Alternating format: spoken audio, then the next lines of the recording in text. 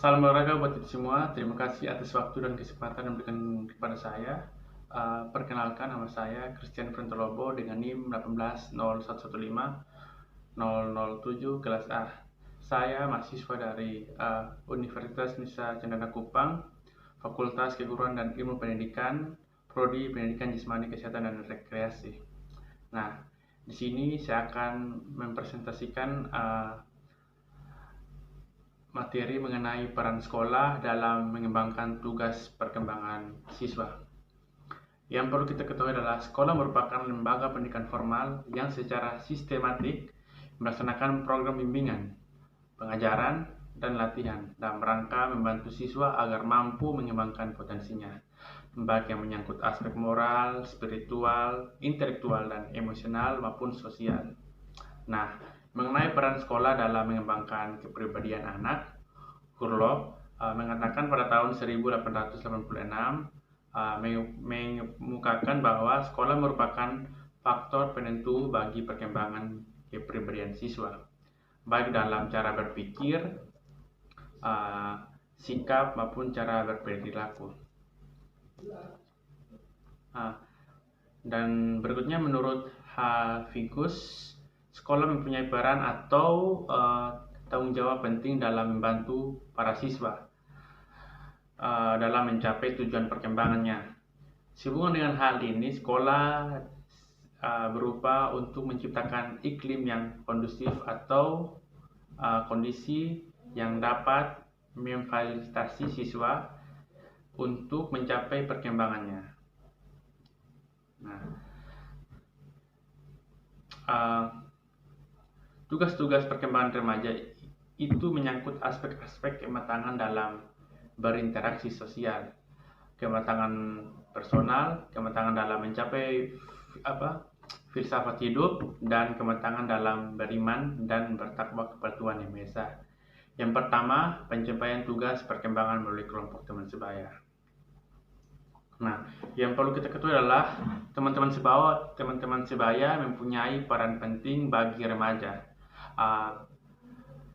Remaja sering menempatkan teman sebaya dalam posisi prioritas apabila dibandingkan dengan orang tua atau guru dalam menyatakan kesetiaannya.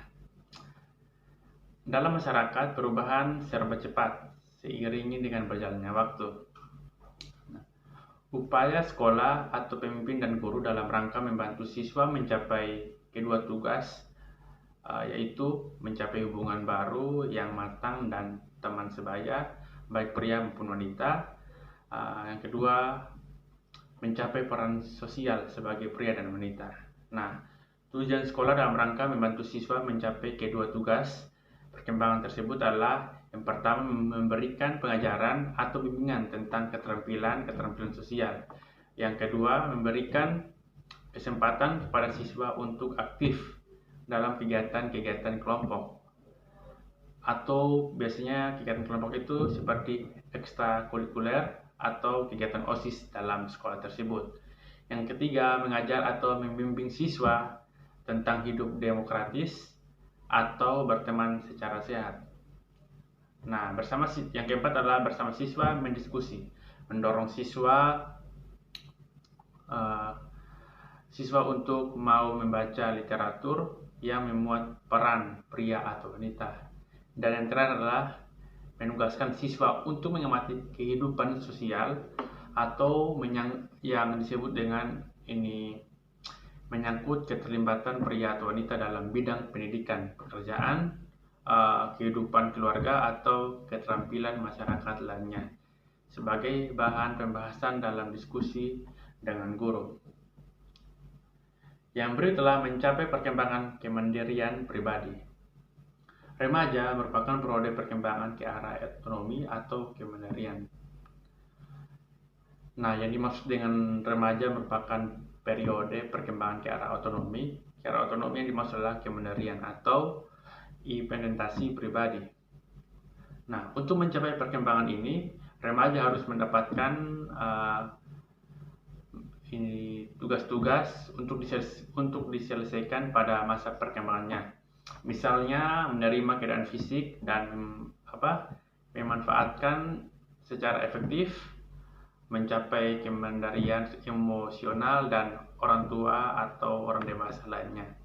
Dan yang ketiga, mencapai jaminan kemandirian ekonomi. Keempat, memilih dan mempersiapkan suatu pekerjaan. Yang kelima, mempersiapkan pernikahan dalam hidup atau keluarga dan mengembangkan konsep dan keterampilan intelektual yang perlu bagi kompetensi sebagai warga negara.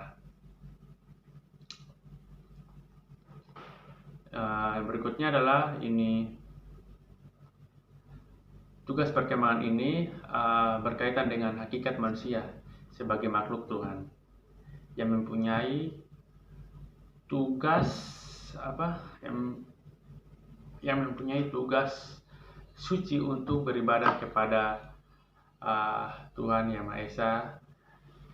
Misalnya ibadah untuk memperoleh kesejahteraan, kebahagiaan, untuk kenyamanan hidup, baik di dunia maupun di akhirat.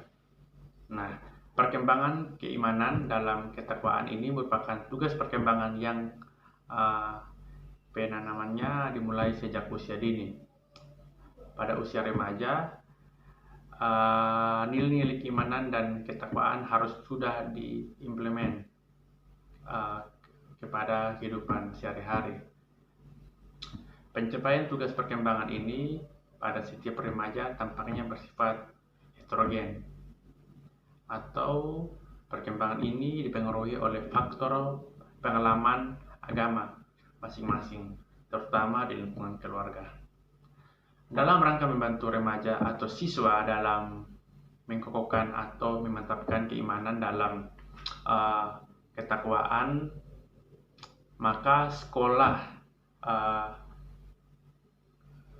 seiringinya dengan melakukan upaya-upaya seperti pemimpin atau kepala sekolah dan para wakilnya, atau guru-guru dan personel sekolah lainnya harus sama-sama mempunyai kepedulian terhadap program pendidikan agama atau penanaman nilai-nilai agama di sekolah, baik melalui proses belajar, mengajar di kelas, bimbingan atau pemaknaan hikmah hidup beragama atau beribadah, pemberian dorongan dan contoh taula dan baik dalam bertutur kata, berperilaku, berpakaian maupun melaksanakan ibadah, dan pembiasaan dalam mengamalkan nilai-nilai agama.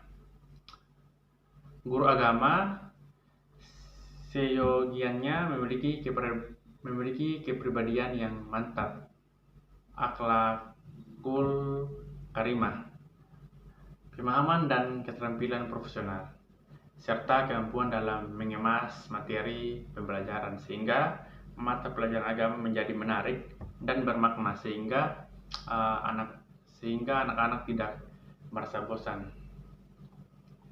Nah, guru-guru agama menyisipkan nilai-nilai agama ke dalam mata pelajaran yang diajarkannya sehingga siswa memiliki apresiasi yang positif terhadap nilai-nilai agama. Sekolah juga menyediakan sarana ibadah seperti masjid, gereja atau tempat ibadah lainnya sebagai laboratorium rohani yang cukup memadai serta fungsinya secara maksimal. Yang berikut menyelenggarakan kegiatan ekstrakurikuler kerohanian, pesantren kilat, ceramah-ceramah keagamaan atau diskusi keagamaan secara rutin. Misalnya ada persekutuan atau ibadah setiap yang dilakukan oleh OSIS seperti itu, melakukan setiap hari Jumat mereka melakukan ibadah sekolah. Nah, itu sebagai kegiatan ekstrakurikuler kerohanian. Berikutnya, bekerja sama dengan orang tua siswa dalam membimbing keimanan dan ketakwaan siswa. Nah, itu saja dari hasil materi yang saya sampaikan pada hari ini. Jika kurang atau salah dalam penyampaian materi, saya mohon teman-teman memberikan saran, dan saya mohon maaf jika ada salah pada saat saya menjelaskan. Sekian hasil dari presentasi saya pada hari ini. Saya ucapkan terima kasih. Shalom.